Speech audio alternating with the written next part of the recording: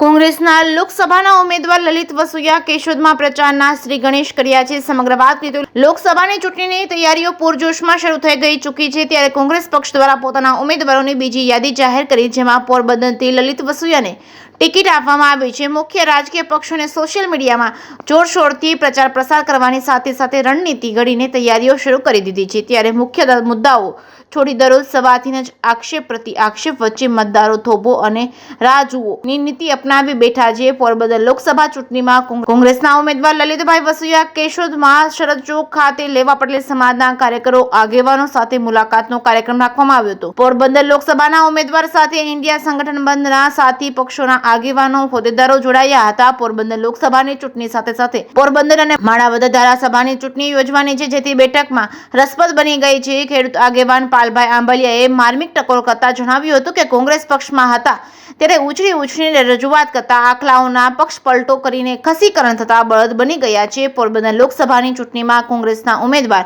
લલિત વસુયા પાટીદાર અનામત આંદોલન દરમિયાન સક્રિય ભૂમિકા ભજવી હતી અને ભાદરકાંઠા વિસ્તારના નીતિ વિષયક પ્રશ્નો ઉઠાવી આંદોલન કરેલા હોય લડાયક નેતા તરીકે ઓળખા ધરાવે છે। લલિત વસુયા મતદારો સમક્ષ આપણું સાંસદ અને લડાયક સાંસદ બહાર ના કરતા ઘરનો સારો સૂત્ર લઈને જોરશોરથી પ્રચારનો પ્રારંભ કર્યો છે। કેશોદ શહેર તાલુકાના કોંગ્રેસ અને આમ આદમી પાર્ટીના હોદ્દેદારો, ચૂંટાયેલા પ્રતિનિધિઓ ઉપરાંત આગેવાનો સહિત મોટી સંખ્યામાં કાર્યકરો ઉપસ્થિત રહ્યા હતા। JKS ન્યૂઝ ગુજરાતી સાથે રાજુ પંડ્યા, કેશોદ।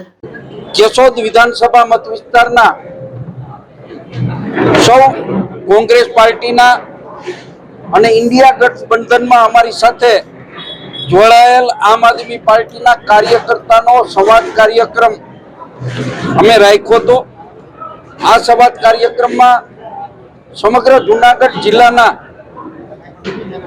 અમારા પૂર્વ ધારાસભ્યશ્રીઓ, જિલ્લા કોંગ્રેસના હોદ્દેદારશ્રીઓ, પ્રદેશ કોંગ્રેસના હોદ્દેદારશ્રીઓ સહિત મોટી સંખ્યાની અંદર કોંગ્રેસ અને આમ આદમી પાર્ટીના કાર્યકર્તાઓ ઉપસ્થિત રહ્યા હતા અને ઉત્સાહપૂર્વક આ લોકસભાની ચૂંટણી લડવા માટેનો સૌએ સંકલ્પ કર્યો છે અને હવે પછી અમે સૌ આગેવાનો સાથે બેસીને તાલુકા પંચાયત સીટ દીઠ, જિલ્લા પંચાયત સીટ દીઠ અને નગરપાલિકામાં દરેક વોર્ડ દીઠ અમારા કાર્યકર્તાઓને જવાબદારી પણ ફાળવવાના છીએ અને વ્યવસ્થિત પ્લાનિંગ સાથે અમે આ લોકસભાની ચૂંટણી લડશું।